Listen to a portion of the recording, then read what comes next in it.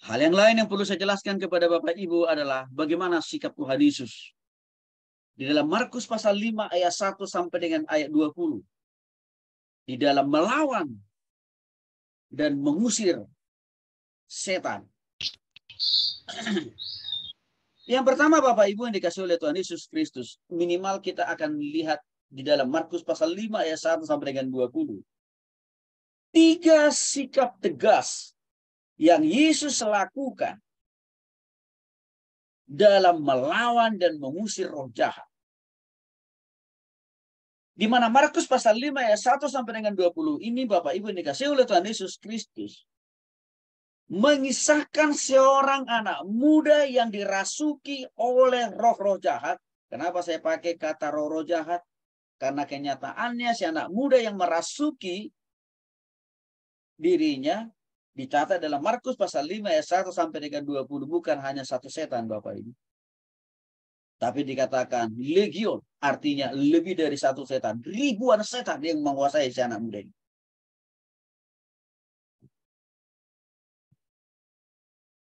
Jadi saya mau jelaskan makna apa dan bagaimana sikap Yesus. Berangkat dari studi kasus waktu Yesus melepaskan dan mengusir roh jahat dari seorang anak muda yang kerasukan di Pulau Gerasa. Bapak Ibu. Nah yang pertama, sikap Tuhan Yesus yang pertama mengusir dan melawan roh jahat.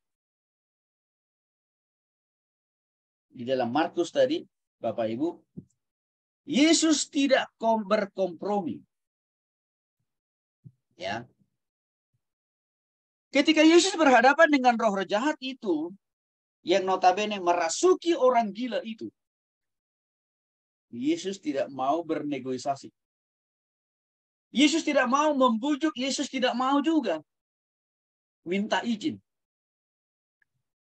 dari si iblis atau si setan itu untuk mengusir setan itu dari anak muda itu. Yesus nggak minta izin.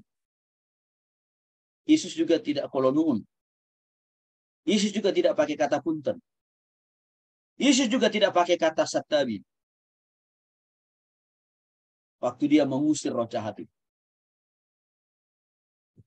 Ini menunjukkan bahwa Yesus konsisten, tegas, lugas, alias tidak mau kompromi dengan si iblis itu sendiri. Markus pasal 4 ayat 34 sampai dengan 41 nanti Bapak Ibu bisa baca. Bapak Ibu dikasih oleh Tuhan Yesus Kristus sebelum Yesus mengusir roh jahat itu dari si laki-laki si pemuda itu. Sebenarnya Yesus sebelumnya sudah dihalang-halangi Bapak Ibu. Sebelumnya Yesus sudah dihadang dan bahkan dihalang-halangi. Itu tercatat dalam Matius pasal 4 ayat 1 dengan sampai 11. Hambatan apa, halangan apa yang dilakukan oleh iblis untuk menghalangi, untuk menghadang Yesus supaya tidak melepaskan si pemuda yang kerasukan setan itu. Yesus dihalau lewat angin ribut yang dahsyat luar biasa. Yang membuat angin ribut itu siapa?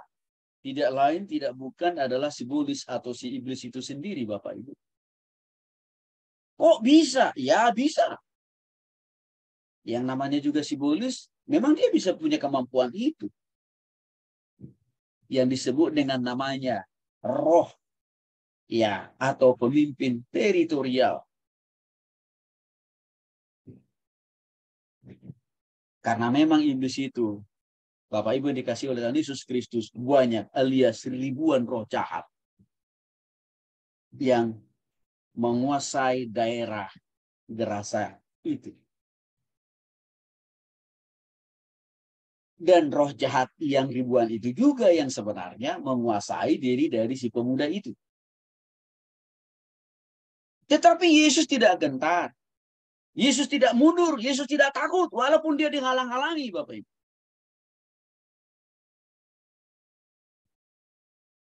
Kecintaan Yesus, kasih Yesus jauh lebih besar untuk menyelamatkan, membebaskan, dan melepaskan si pemuda yang kerasukan itu. Walaupun mengganggu kenyamanannya melalui angin ribut yang dibuat oleh si iblis atau si iblis untuk menghalangi Yesus.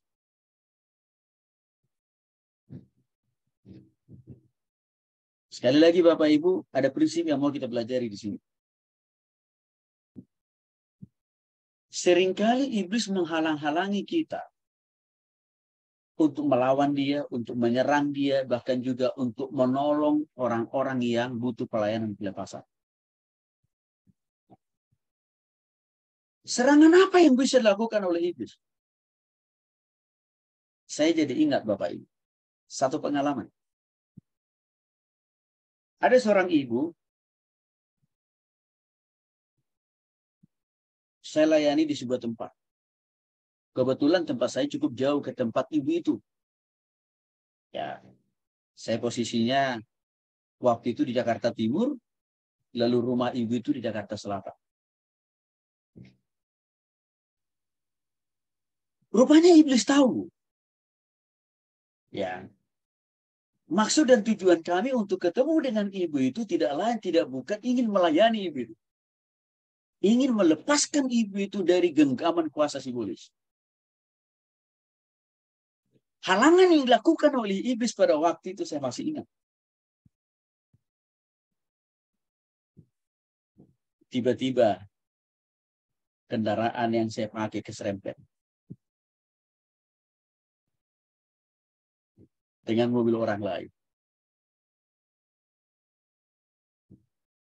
Bayangin Bapak Ibu, saya sudah janji dengan pihak keluarga, kira-kira jam 3 saya nyampe. Tapi tiba-tiba saja, karena harus berurusan dengan orang yang punya mobil yang menyerempet kendaraan yang kami pakai, Bapak Ibu, akhirnya kami tidak bisa sampai jam 3 di tempat itu. Tapi nyampenya jam 6 sore.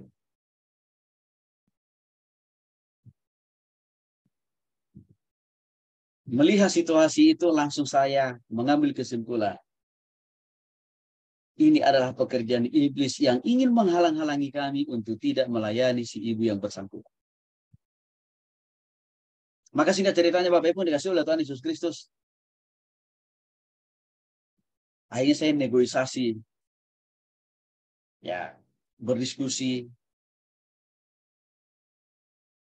dengan pemilik mobil yang menyerempet mobil kami. Ujungnya kita sepakat, ya sudah, bayar denda.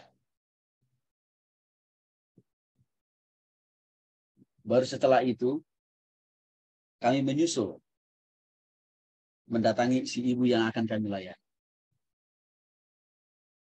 Nah, inilah salah cara iblis berusaha menghalang-halangi kita untuk melayani orang yang butuh kelepasan.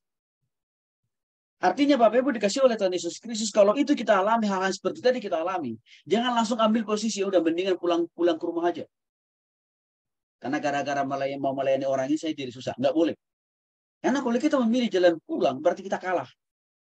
Dan waktu itu langsung saya muncul dalam hati dan pikiran saya, ini tidak lain tidak bukan pekerjaan daripada iblis sebenarnya. Maka saya tidak memilih mundur, walaupun saya telah nyampe di rumah si ibu itu. Saya tetap memilih maju, dan sampai akhirnya Bapak Ibu, si ibu yang bersangkutan pun bisa kami layani sampai bebas dan lepas terima Yesus secara pribadi. Ini contoh yang pernah saya alami. Di sampingnya ada contoh-contoh yang lain, nanti akan saya jelaskan buat Bapak Ibu. Kalau kita lihat dalam kehidupan kekristenan kita hari-hari ini, agak terbalik dengan cara atau sikap Tuhan Yesus yang tidak kompromi terhadap iblis. Orang Kristen di zaman ini lebih banyak memilih kompromi, bahkan berkolaborasi dengan iblis.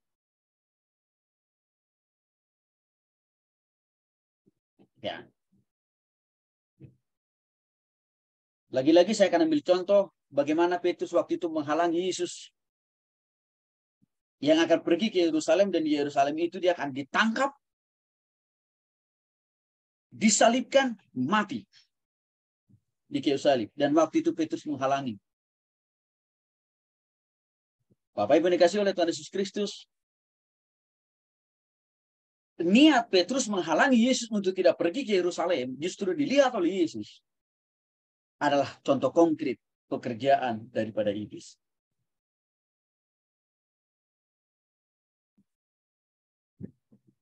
Artinya Bapak Ibu dikasih oleh Tuhan Yesus Kristus seringkali tawar hati, takut, enggan. Itu ditaruh ditaruh iblis dalam hati dan pikiran kita supaya kita tidak mau dipakai Tuhan.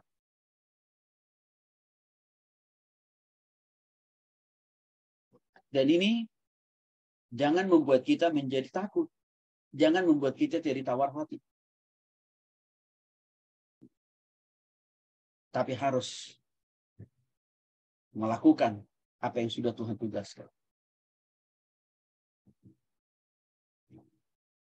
Bapak Ibu yang dikasih oleh Tuhan Yesus Kristus, sebagian orang Kristen takut sekali melakukan pelayanan pelepasan. Karena alasannya, aduh nanti anggota keluarga saya diserang.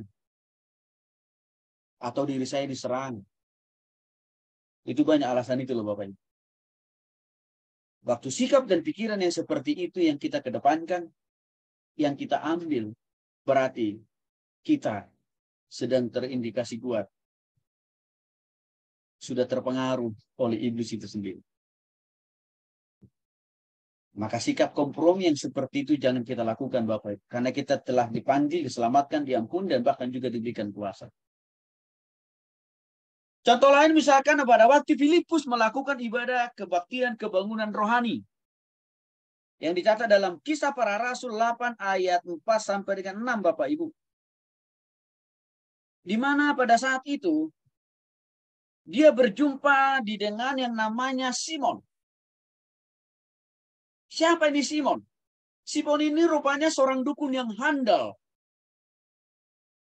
Ya. Di kota itu atau di tempat itu. Khususnya di kota Samaria. Simon ini telah teruji dan terbukti kemampuannya dapat memberikan kesembuhan. Tapi pakai kuasa simbolis Bapak Ibu. Dapat memberikan kesuksesan dan keberhasilan. Bagi orang-orang ya di kota Samaria.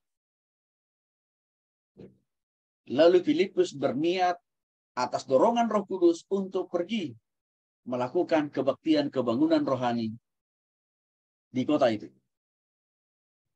Lalu si Simon ini berusaha menghalang-halangi Filipus dengan cara apa? Menghalang-halangi orang supaya tidak datang di dalam menghadiri ibadah KKR itu, Bapak Ibu. Dan waktu itu Filipus melihat si Simon ini. Maka pada waktu itu juga Filipus melawan, melepaskan si Simon ini dari kuasa iblis. Dan akhirnya Simon ini pun juga bertobat kepada Tuhan. Sehingga ada banyak orang yang datang di dalam acara ibadah KKR itu. Bapak Ibu yang dikasih oleh Tuhan Yesus Kristus, di dalam sebuah pelayanan yang sedang kita lakukan, iblis tidak mau tinggal diam. Iblis tidak mau hanya jadi penonton atas apa yang kita lakukan. Tapi iblis akan secara pro dan aktif menghalangi, mengganggu, merintangi, menghambat orang untuk datang kepada Kristus. Bagaimana sikap kita? Harusnya kita harus memilih sikap seperti Yesus dan juga seperti Filipus. Jangan mundur, jangan gentar. Tapi kita harus ada diri.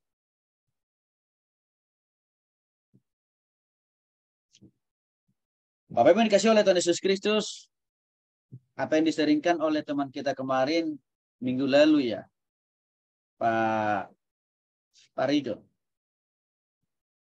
Fenomena penutupan gereja, pelarangan beribadah yang terjadi dari dulu sampai hari ini. Aktor intelektual di balik daripada semua itu tidak lain dan tidak bukan adalah si iblis itu sendiri atau si iblis itu sendiri, Bapak Ibu. Maka kalau kita menghadapi tantangan dan rintangan yang seperti itu, Bapak Ibu, dihalangi kita dalam beribadah dan melayani, jangan mundur, jangan jadi takut. Jangan pendungan sama Tuhan. Jangan. Tapi kita harus melawannya. Tapi perlawanan yang akan kita lakukan harus dengan roh. Yaitu melibatkan roh Allah, Bapak Ibu. Bukan bawa pedang. Bukan bawa panah. Bukan bawa bom. Bukan, Bapak Ibu. Karena yang bekerja di dalam diri orang-orang yang berusaha menghalangi orang beribadah, menghalangi orang untuk membangun gereja, itu adalah pekerjaan iblis. Maka kita perkuat iman kita. Kita perkuat doa kita. Dan juga perlengkapan-perlengkapan rohani yang lain. Dan Tuhan pasti menolong kita. Bahkan saya lihat begini, Bapak Ibu. Berangkat dari pelayanannya tadi Filipus ya. Simon Petrus yang menghalang-halangi orang untuk datang dalam ibadah KKR yang dipimpin oleh Filipus. Akhirnya kan Simon Petrus bertobat. Artinya begini, Bapak Ibu. Dari pengalaman saya, orang-orang yang dipakai oleh iblis menghalangi pekerjaan Tuhan. Kalau kita tetap memberitakan firman, kalau kita tetap berdoa dan beriman sama Tuhan dan pakai kuasa Tuhan, saya melihatnya dan mengalami sendiri. Provokator-provokator tadi, akhirnya dibukakan Tuhan mata rohani mereka, dan akhirnya mereka bertobat. Sehingga mereka menjadi orang yang dipakai Tuhan. Untuk apa? Membantu pelayanan kita. Saya seringkali menemukan orang-orang yang seperti itu dalam pelayanan, Bapak Ibu. Awalnya dia begitu mengeraskan hati. Awalnya dia beroposisi dengan saya. Tapi waktu dia disentuh oleh Roh Kudus, justru orang itu lebih militan. Membantu kita dalam pelayanan. Jadi artinya Bapak Ibu dikasih oleh Tuhan Yesus Kristus, kita harus memiliki perspektif Tuhan, cara pandang Tuhan di dalam menghadapi tantangan dan persoalan dan kesulitan dalam melayani. Jangan langsung kita mengambil kesimpulan. Wah, berarti Tuhan tidak mau, tidak menginginkan saya buka gereja, buka pelayanan buat ibadah. No. Itu tetap dirindukan dan diinginkan oleh Tuhan. Tetapi terbukti Pak Tony ada orang yang menghalangi. Ada orang yang melarang. Sekali lagi. Itu pekerjaan iblis dan harus kita lawan. Pakai kuasa Tuhan. Sebab waktu kita tetap lawan, pakai kuasa Tuhan, kita tak melayani Tuhan, kita tak memberitakan Injil. Orang-orang di situ yang begitu mengeraskan hati pada awalnya. Tuhan bisa ubahkan, tobatkan mereka. Untuk apa? Menjadi orang yang akan membantu pelayanan kita. Ini poin penting yang perlu saya kira Bapak Ibu kita pahami. Supaya kita tidak mudah tawar hati atau undur dalam melayani Tuhan. Waktu apa iblis berusaha mengganggu